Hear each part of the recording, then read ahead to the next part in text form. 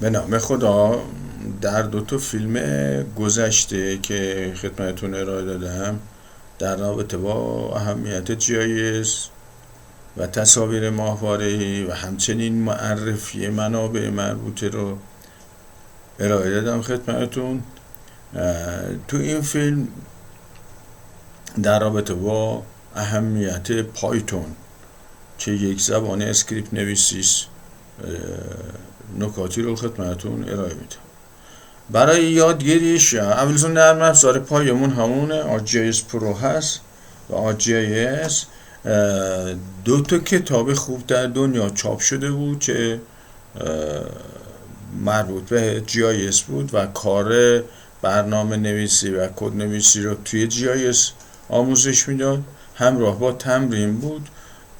به دست آوردیم و با یک کار فشرده اونها رو به فارسی ترجمه کردیم، چاپ کردیم.